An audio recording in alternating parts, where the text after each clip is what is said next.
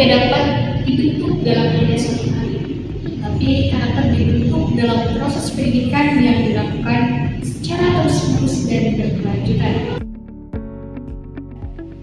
Dengan Islam, Rasulullah SAW diutus ke muka bumi ini untuk menyempurnakan akhlak. Dalam pesantren, pendidikan itu tidak hanya untuk mencerdaskan santri dalam hal agama, tapi juga di sana memiliki tujuan dalam pembentukan anak santri menjadi akhlakul karimah.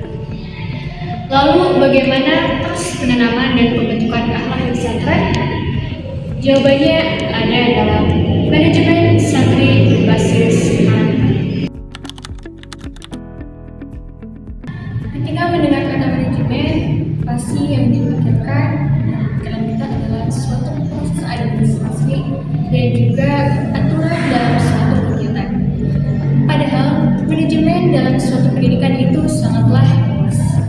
Menurut Badruddin, manajemen setelah didik adalah suatu proses pengelolaan setelah didik sejak masuk ke lembaga pendidikan dan sampai dia lulus. Peserta didik jika di pesantren itu dinamakan dengan santri. Manajemen santri tidak hanya mencakup tentang aturan dalam suatu kegiatan dan hanya dalam tanda tertib saja, melainkan di sana mencakup pembiasaan, pembinaan, pengembangan, pengawasan dan juga evaluasi untuk mencapai tujuan pendidikan pesantren. Tujuan pendidikan pesantren tidak hanya untuk mencerdaskan santri agar paham akan ilmu agama, juga di sana ada penanaman karakter agar santri memiliki akhlakul karimah. Salah satu strategi dalam penanaman karakter di pesantren adalah melalui pembiasaan. Dalam pembiasaan ini, santri dari mulai bangun tidur sampai beristirahat kembali, mereka melakukan aktivitas-aktivitas yang telah diatur sedemikian rupa. Aktivitas-aktivitas tersebut akan melahirkan karakter yang baik, disiplin, dan manajemen makro dalam dirinya. Melalui pembiasaan sholat berjamaah, menjaga kebersihan, dan juga menanggung tanggung jawab adalah hal kecil yang dibiasakan dalam pendidikan karakter di pesantren, agar santri memiliki karakter yang kuat dalam hal kedisiplinan, tanggung jawab, dan juga manajemen waktu.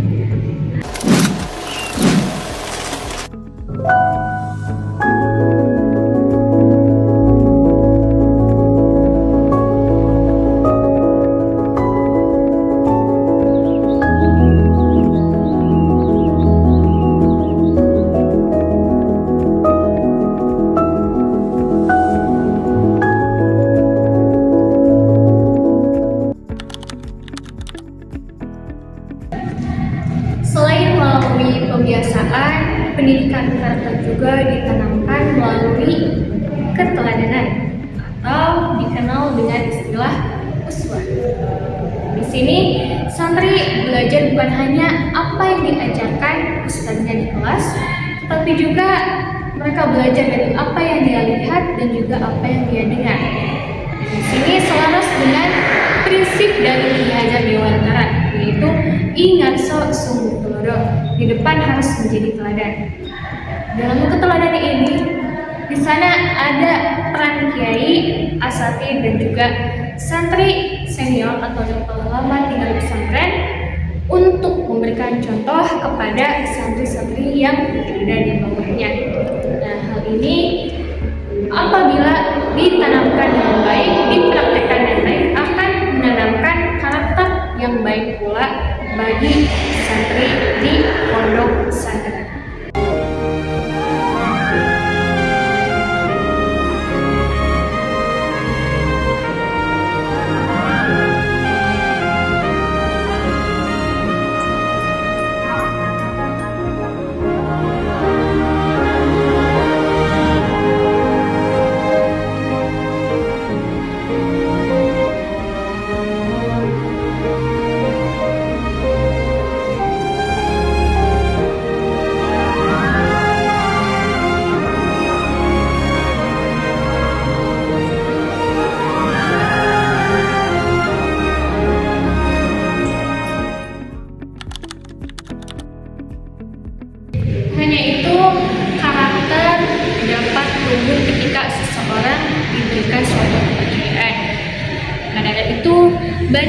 pesantren yang melibatkan santrinya dalam suatu organisasi baik di dalam maupun di luar pesantren, dan juga dalam kepanitiaan kegiatan yang ada di pesantren.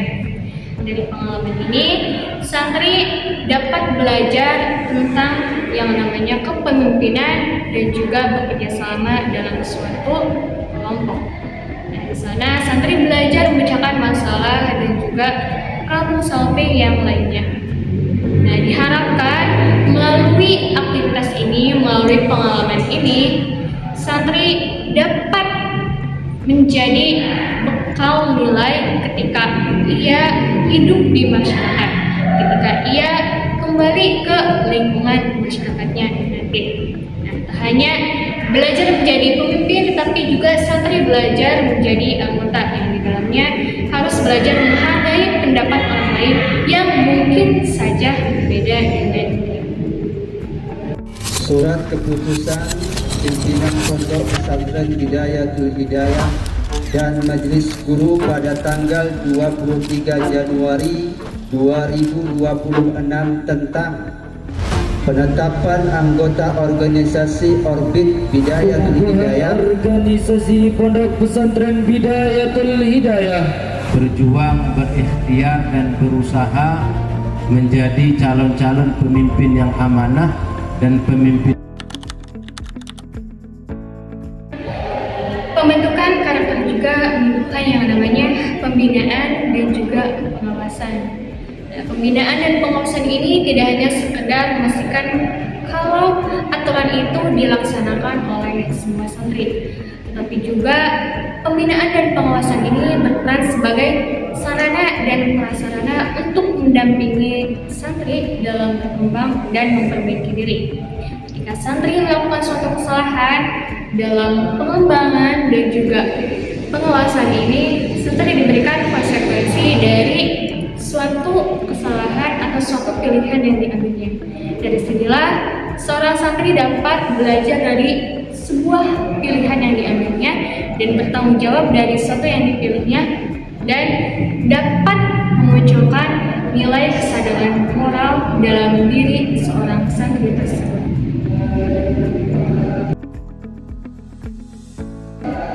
Berbagai strategi tersebut menunjukkan bahwa pendidikan karakter di pesantren tidak hanya dilakukan di dalam ruang kelas pengajian saja, melainkan aktivitas yang dilakukan santri sehari-hari dalam kegiatan di pesantren merupakan pendidikan karakter yang dilakukan secara terus-menerus, konsisten walaupun sedikit.